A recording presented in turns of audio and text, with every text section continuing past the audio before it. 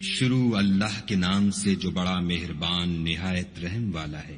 سب تعریف خدا ہی کو ہے جس نے اپنے بندے محمد صلی اللہ علیہ وآلہ وسلم پر یہ کتاب نازل کی اور اس میں کسی طرح کی کجی اور پیچیدگی نہ رکھی، بلکہ سیدھی اور سلیس اتاری، تاکہ لوگوں کو عذاب سخت سے جو اس کی طرف سے آنے والا ہے ڈرائے، اور مومنوں کو جو نیک عمل کرتے ہیں خوشخبری سنائے کہ ان کے لیے ان کے کاموں کا نیک بدلہ یعنی بہشت ہے جس میں وہ ابد الآباد رہیں گے، اور ان لوگوں کو بھی ڈرائے جو کہتے ہیں کہ خدا نے کسی کو بیٹا بنا لیا ہے، ان کو اس بات کا کچھ بھی علم نہیں اور نہ ان کے باپ دادا ہی کو تھا۔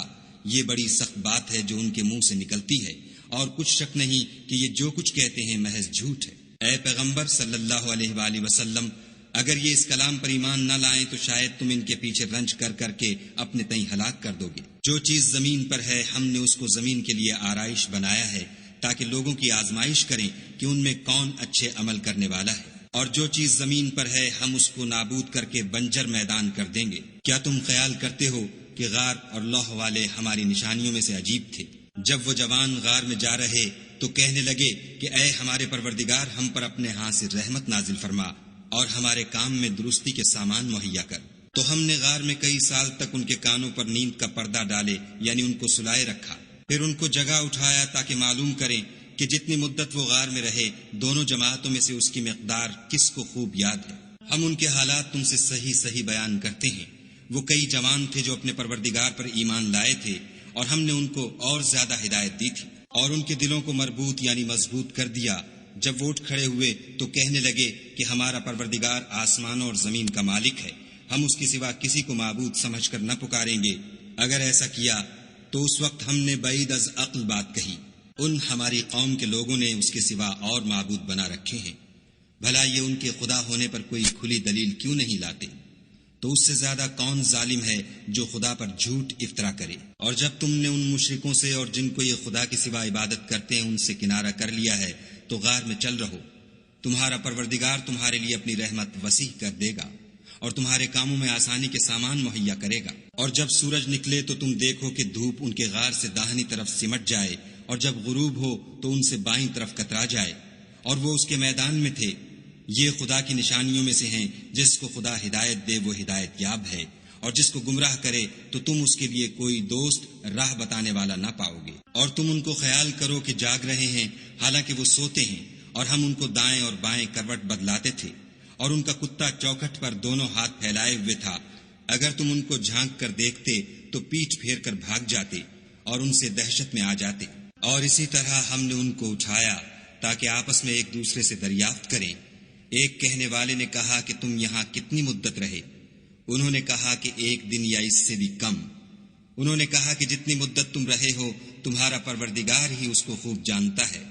تو اپنے میں سے کسی کو یہ روپیہ دے کر شہر کو بھیجو، وہ دیکھے کہ نفیس کھانا کون سا ہے تو اس میں سے کھانا لے آئے، اور آہستہ آہستہ آئے جائے، اور تمہارا حال کسی کو نہ بتائے۔ اگر وہ تم پر دسترس پالیں گے تو تمہیں سنگسار کر دیں گے، یا پھر اپنے مذہب میں داخل کر لیں گے، اور اس وقت تم کبھی فلاح نہیں پاؤ گے۔ اور اسی طرح ہم نے لوگوں کو ان کے حال سے خبردار کر دیا تاکہ وہ جانیں کہ خدا کا وعدہ سچا ہے، اور یہ کہ قیامت جس کا وعدہ کیا جاتا ہے اس میں کچھ شک نہیں۔ اس وقت لوگ ان کے بارے میں باہم جھگڑنے لگے اور کہنے لگے کہ ان کے غار پر عمارت بنا دو۔ ان کا پروردگار ان کے حال سے خوب واقف ہے۔ جو لوگ ان کے معاملے میں غلبہ رکھتے تھے وہ کہنے لگے کہ ہم ان کے غار پر مسجد بنائیں گے۔ بعض لوگ اٹکل پچو کہیں گے کہ وہ 3 تھے اور چوتھا ان کا کتا تھا، اور بعض کہیں گے کہ وہ 5 تھے اور چھٹا ان کا کتا تھا، اور بعض کہیں گے کہ وہ 7 تھے اور 8واں ان کا کتا تھا۔ کہہ دو کہ میرا پروردگار ہی ان کے شمار سے خوب واقف ہے۔ ان کو جانتے بھی ہیں تو تھوڑے ہی لوگ جانتے ہیں، تو تم ان کے معاملے میں گفتگو نہ کرنا مگر سرسری سی گفتگو، اور نہ ان کے بارے میں ان میں سے کسی سے کچھ دریافت ہی کرنا، اور کسی کام کی نسبت نہ کہنا کہ میں اسے کل کر دوں گا، مگر انشاءاللہ کہہ کر یعنی اگر خدا چاہے تو کر دوں گا۔ اور جب خدا کا نام لینا بھول جاؤ تو یاد آنے پر لے لو، اور کہہ دو کہ امید ہے کہ میرا پروردگار مجھے اس سے بھی زیادہ ہدایت کی باتیں بتائے۔ اور اصحاب کہف اپنے غار میں 9 اوپر 300 سال رہے۔ کہہ دو کہ جتنی مدت وہ رہے اسے خدا ہی خوب جانتا ہے۔ اسی کو آسمانوں اور زمین کی پوشیدہ باتیں معلوم ہیں۔ وہ کیا خوب دیکھنے والا اور کیا خوب سننے والا ہے، اس کے سوا ان کا کوئی کارساز نہیں، اور نہ وہ اپنے حکم میں کسی کو شریک کرتا ہے۔ اور اپنے پروردگار کی کتاب کو جو تمہارے پاس بھیجی جاتی ہے پڑھتے رہا کرو، اس کی باتوں کو کوئی بدلنے والا نہیں، اور اس کے سوا تم کہیں پناہ بھی نہیں پاؤ گے۔ اور جو لوگ صبح و شام اپنے پروردگار کو پکارتے اور اس کی خوشنودی کے طالب ہیں، ان کے ساتھ صبر کرتے رہو، اور تمہاری نگاہیں ان میں سے گزر کر اور طرف نہ دوڑیں کہ تم آرائش زندگانی دنیا کے خواستگار ہو جاؤ۔ اور جس شخص کے دل کو ہم نے اپنی یاد سے غافل کر دیا ہے اور وہ اپنی خواہش کی پیروی کرتا ہے اور اس کا کام حد سے بڑھ گیا ہے، اس کا کہا نہ ماننا۔ اور کہہ دو کہ لوگو یہ قرآن تمہارے پروردگار کی طرف سے برحق ہے، تو جو چاہے ایمان لائے اور جو چاہے کافر رہے۔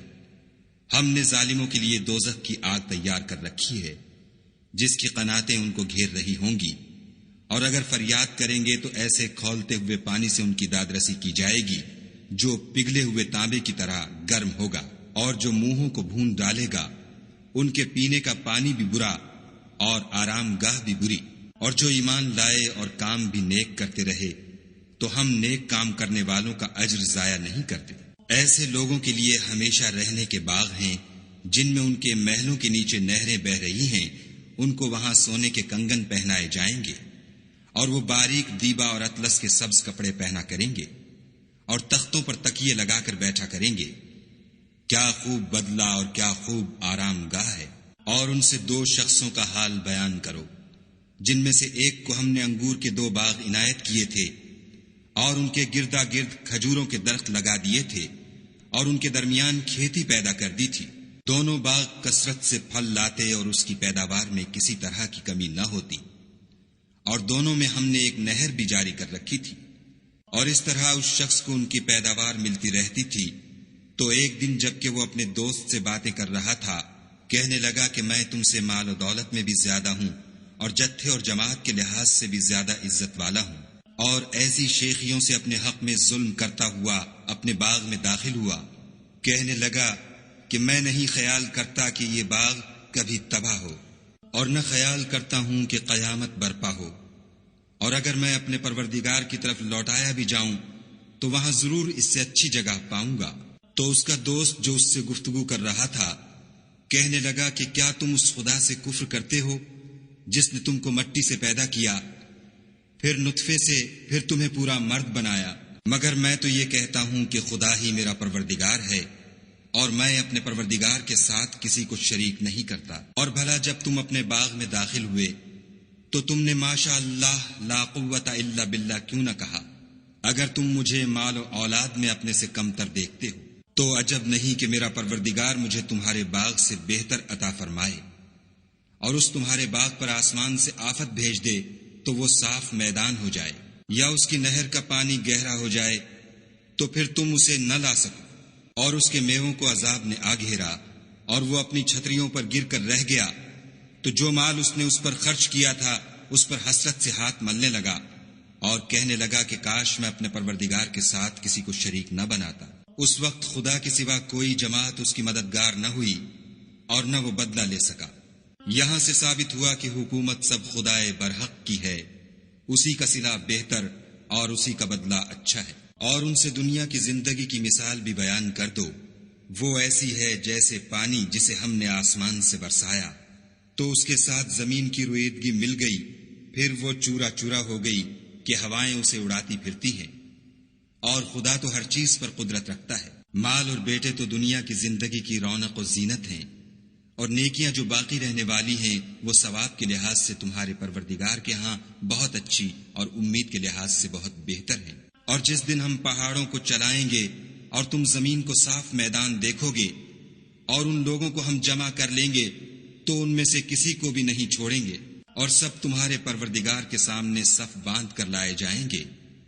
تو ہم ان سے کہیں گے کہ جس طرح ہم نے تم کو پہلی بار پیدا کیا تھا اسی طرح آج تم ہمارے سامنے آئے، لیکن تم نے تو یہ خیال کر رکھا تھا کہ ہم نے تمہارے لیے قیامت کا کوئی وقت مقرر ہی نہیں کیا۔ اور عملوں کی کتاب کھول کر رکھی جائے گی تو تم گناہگاروں کو دیکھو گے کہ جو کچھ اس میں لکھا ہوگا اس سے ڈر رہے ہوں گے، اور کہیں گے ہائے شامت، یہ کیسی کتاب ہے کہ نہ چھوٹی بات کو چھوڑتی ہے نہ بڑی کو، کوئی بات بھی نہیں مگر اسے لکھ رکھا ہے، اور جو عمل کیے ہوں گے سب کو حاضر پائیں گے، اور تمہارا پروردگار کسی پر ظلم نہیں کرے گا۔ اور جب ہم نے فرشتوں کو حکم دیا کہ آدم کو سجدہ کرو تو سب نے سجدہ کیا مگر ابلیس نے نہ کیا، وہ جنات میں سے تھا تو اپنے پروردگار کے حکم سے باہر ہو گیا۔ کیا تم اس کو اور اس کی اولاد کو میرے سوا دوست بناتے ہو، حالانکہ وہ تمہارے دشمن ہیں، اور شیطان کی دوستی ظالموں کے لیے خدا کی دوستی کا برا بدل ہے۔ میں نے ان کو نہ تو آسمانوں اور زمین کے پیدا کرنے کے وقت بلایا تھا اور نہ خود ان کے پیدا کرنے کے وقت، اور میں ایسا نہ تھا کہ گمراہ کرنے والوں کو مددگار بناتا۔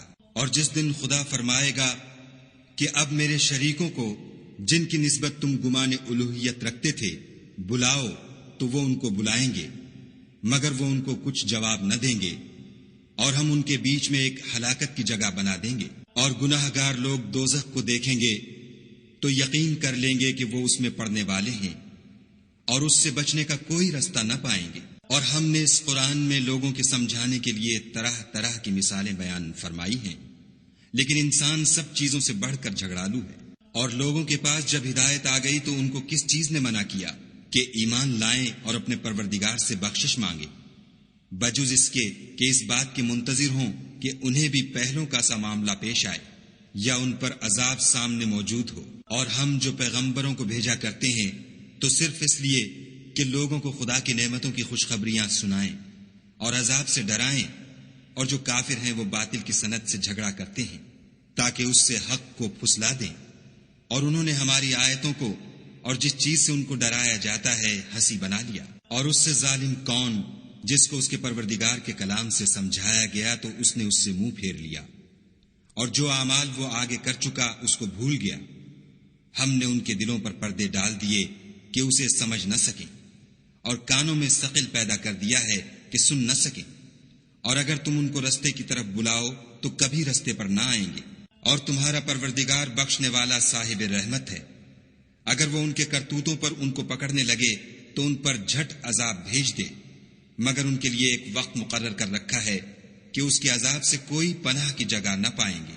اور یہ بستیاں جو ویران پڑی ہیں، جب انہوں نے کفر سے ظلم کیا تو ہم نے ان کو تباہ کر دیا، اور ان کی تباہی کے لیے ایک وقت مقرر کر دیا تھا۔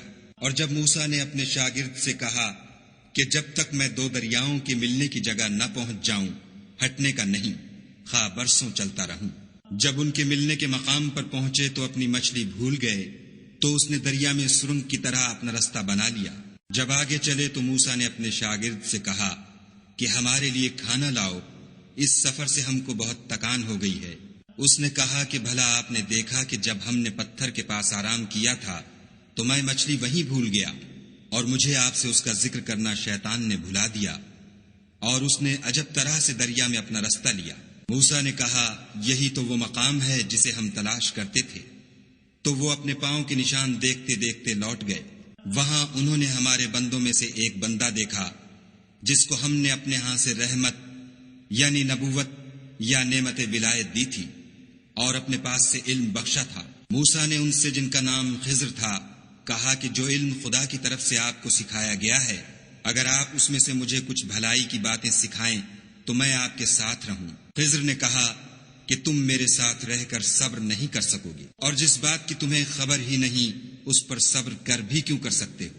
موسیٰ نے کہا خدا نے چاہا تو آپ مجھے صابر پائیے گا، اور میں آپ کے ارشاد کے خلاف نہیں کروں گا۔ خضر نے کہا اگر تم میرے ساتھ رہنا چاہو تو شرط یہ ہے مجھ سے کوئی بات نہ پوچھنا جب تک میں خود اس کا ذکر تم سے نہ کروں۔ تو دونوں چل پڑے، یہاں تک کہ جب کشتی میں سوار ہوئے تو خضر نے کشتی کو پھاڑ ڈالا۔ موسیٰ نے کہا کیا آپ نے اس کو اس لیے پھاڑا ہے کہ سواروں کو غرق کر دیں؟ یہ تو آپ نے بڑی عجیب بات کی۔ خضر نے کہا کیا میں نے نہیں کہا تھا کہ تم میرے ساتھ صبر نہ کر سکو گے؟ موسیٰ نے کہا کہ جو بھول مجھ سے ہوئی اس پر مواخذہ نہ کیجیے، اور میرے معاملے میں مجھ پر مشکل نہ ڈالیے۔ پھر دونوں چلے، یہاں تک کہ رستے میں ایک لڑکا ملا تو خضر نے اسے مار ڈالا، موسیٰ نے کہا کہ آپ نے ایک بے گناہ شخص کو ناحق بغیر قصاص کے مار ڈالا، یہ تو آپ نے بری بات کی۔ خضر نے کہا کیا میں نے نہیں کہا تھا کہ تم سے میرے ساتھ صبر نہیں ہو سکے گا؟ انہوں نے کہا کہ اگر میں اس کے بعد پھر کوئی بات پوچھوں یعنی اعتراض کروں تو مجھے اپنے ساتھ نہ رکھیے گا کہ آپ میری طرف سے عذر کے قبول کرنے میں غایت کو پہنچ گئے۔ پھر دونوں چلے یہاں تک کہ ایک گاؤں والوں کے پاس پہنچے اور ان سے کھانا طلب کیا۔ انہوں نے ان کی ضیافت کرنے سے انکار کیا۔ پھر انہوں نے وہاں ایک دیوار دیکھی جو جھک کر گرا چاہتی تھی تو خضر نے اس کو سیدھا کر دیا۔ موسیٰ نے کہا کہ اگر آپ چاہتے تو ان سے اس کا معاوضہ لیتے تاکہ کھانے کا کام چلتا۔ خضر نے کہا کہ اب مجھ میں اور تم میں علیحدگی، مگر جن باتوں پر تم صبر نہ کر سکے میں ان کا تمہیں بھید بتائے دیتا ہوں کہ وہ جو کشتی تھی غریب لوگوں کی تھی جو دریا میں محنت کر کے یعنی کشتیاں چلا کر گزارا کرتے تھے، اور ان کے سامنے کی طرف ایک بادشاہ تھا جو ہر ایک کشتی کو زبردستی چھین لیتا تھا، تو میں نے چاہا کہ اسے عیب دار کر دوں تاکہ وہ اسے غصب نہ کر سکے۔ اور وہ جو لڑکا تھا اس کے ماں باپ دونوں مومن تھے۔ ہمیں اندیشہ ہوا کہ وہ بڑا ہو کر بد کردار ہوگا، کہیں ان کو سرکشی اور کفر میں نہ پھنسا دے، تو ہم نے چاہا کہ ان کا پروردگار اس کی جگہ ان کو اور بچہ عطا فرمائے جو پاک تینتی میں بہتر اور محبت میں زیادہ قریب ہو۔ اور وہ جو دیوار تھی سو 2 یتیم لڑکوں کی تھی جو شہر میں رہتے تھے، اور اس کے نیچے ان کا خزانہ مدفون تھا، اور ان کا باپ ایک نیک آدمی تھا، تو تمہارے پروردگار نے چاہا کہ وہ اپنی جوانی کو پہنچ جائیں اور پھر اپنا خزانہ نکالیں۔ یہ تمہارے پروردگار کی مہربانی ہے اور یہ کام میں نے اپنی طرف سے نہیں کیے۔ یہ ان باتوں کی حقیقت ہے جن پر تم صبر نہ کر سکے۔ اور تم سے ذوالقرنین کے بارے میں دریافت کرتے ہیں، کہہ دو کہ میں اس کا کسی قدر حال تمہیں پڑھ کر سناتا ہوں۔ ہم نے اس کو زمین میں بڑی دسترس دی تھی اور ہر طرح کا سامان عطا کیا تھا، تو اس نے سفر کا ایک سامان کیا، یہاں تک کہ جب سورج کے غروب ہونے کی جگہ پہنچا تو اسے ایسا پایا کہ ایک کیچڑ کی ندی میں ڈوب رہا ہے، اور اس ندی کے پاس ایک قوم دیکھی۔ ہم نے کہا ذوالقرنین تم ان کو خواہ تکلیف دو خواہ ان کے بارے میں بھلائی اختیار کرو، دونوں باتوں کی تم کو قدرت ہے۔ ذوالقرنین نے کہا کہ جو کفر و بد کرداری سے ظلم کرے گا اسے ہم عذاب دیں گے، پھر جب وہ اپنے پروردگار کی طرف لوٹایا جائے گا تو وہ بھی اسے بڑا عذاب دے گا، اور جو ایمان لائے گا اور عمل نیک کرے گا اس کے لیے بہت اچھا بدلہ ہے، اور ہم اپنے معاملے میں اس پر کسی طرح کی سختی نہیں کریں گے بلکہ اس سے نرم بات کہیں گے۔ پھر اس نے ایک اور سامان سفر کا کیا، یہاں تک کہ سورج کے طلوع ہونے کے مقام پر پہنچا تو دیکھا کہ وہ ایسے لوگوں پر طلوع کرتا ہے جن کے لیے ہم نے سورج کے اس طرف کوئی اوٹ نہیں بنائی تھی۔ حقیقت الحال یوں تھی، اور جو کچھ اس کے پاس تھا ہم کو سب کی خبر تھی۔ پھر اس نے ایک اور سامان کیا، یہاں تک کہ 2 دیواروں کے درمیان پہنچا تو دیکھا کہ ان کے اس طرف کچھ لوگ ہیں کہ بات کو سمجھ نہیں سکتے۔ ان لوگوں نے کہا کہ ذوالقرنین یاجوج اور ماجوج زمین میں فساد کرتے رہتے ہیں، بھلا ہم آپ کے لیے خرچ کا انتظام کر دیں کہ آپ ہمارے اور ان کے درمیان ایک دیوار کھینچ دیں۔ ذوالقرنین نے کہا کہ خرچ کا جو مقدور خدا نے مجھے بخشا ہے وہ بہت اچھا ہے، تم مجھے قوت بازو سے مدد دو، میں تمہارے اور ان کے درمیان ایک مضبوط اوٹ بنا دوں گا۔ تو تم لوہے کے بڑے بڑے تختے لاؤ۔ چنانچہ کام جاری کر دیا گیا، یہاں تک کہ جب اس نے دونوں پہاڑوں کے درمیان کا حصہ برابر کر دیا اور کہا کہ اب اسے دھونکو، یہاں تک کہ جب اس کو دھونک دھونک کر آگ کر دیا تو کہا کہ اب میرے پاس تانبا لاؤ کہ اس پر پگھلا کر ڈال دوں۔ پھر ان میں یہ قدرت نہ رہی کہ اس پر چڑھ سکیں اور نہ یہ طاقت رہی کہ اس میں نقب لگا سکیں۔ بولا کہ یہ میرے پروردگار کی مہربانی ہے، جب میرے پروردگار کا وعدہ آ پہنچے گا تو اس کو ڈھا کر ہموار کر دے گا، اور میرے پروردگار کا وعدہ سچا ہے۔ اس روز ہم ان کو چھوڑ دیں گے کہ روئے زمین پر پھیل کر ایک دوسرے میں گھس جائیں گے، اور سور پھونکا جائے گا تو ہم سب کو جمع کر لیں گے، اور اس روز جہنم کو کافروں کے سامنے لائیں گے جن کی آنکھیں میری یاد سے پردے میں تھیں اور وہ سننے کی طاقت نہیں رکھتے تھے۔ کیا کافر یہ خیال کرتے ہیں کہ وہ ہمارے بندوں کو ہمارے سوا اپنا کارساز بنائیں گے؟ تو ہم خفا نہیں ہوں گے، ہم نے ایسے کافروں کے لیے جہنم کی مہمانی تیار کر رکھی ہے۔ کہہ دو کہ ہم تمہیں بتائیں جو عملوں کے لحاظ سے بڑے نقصان میں ہیں، وہ لوگ جن کی صحیح دنیا کی زندگی میں برباد ہو گئی اور وہ یہ سمجھے ہوئے ہیں کہ اچھے کام کر رہے ہیں۔ یہ وہ لوگ ہیں جنہوں نے اپنے پروردگار کی آیتوں اور اس کے سامنے جانے سے انکار کیا، تو ان کے اعمال ضائع ہو گئے، اور ہم قیامت کے دن ان کے لیے کچھ بھی وزن قائم نہیں کریں گے۔ یہ ان کی سزا ہے یعنی جہنم، اس لیے کہ انہوں نے کفر کیا اور ہماری آیتوں اور ہمارے پیغمبروں کی ہنسی اڑائی۔ جو لوگ ایمان لائے اور عمل نیک کیے ان کے لیے بہشت کے باغ مہمانی ہوں گے، ہمیشہ ان میں رہیں گے اور وہاں سے مکان بدلنا نہ چاہیں گے۔ کہہ دو کہ اگر سمندر میرے پروردگار کی باتوں کے لکھنے کے لیے سیاہی ہو تو قبل اس کے کہ میرے پروردگار کی باتیں تمام ہوں سمندر ختم ہو جائے، اگرچہ ہم ویسا ہی اور اس کی مدد کو لائیں۔ کہہ دو کہ میں تمہاری طرح کا ایک بشر ہوں، البتہ میری طرف وہی آتی ہے کہ تمہارا معبود وہی ایک معبود ہے۔ تو جو شخص اپنے پروردگار سے ملنے کی امید رکھے چاہیے کہ عمل نیک کرے اور اپنے پروردگار کی عبادت میں کسی کو شریک نہ بنائے۔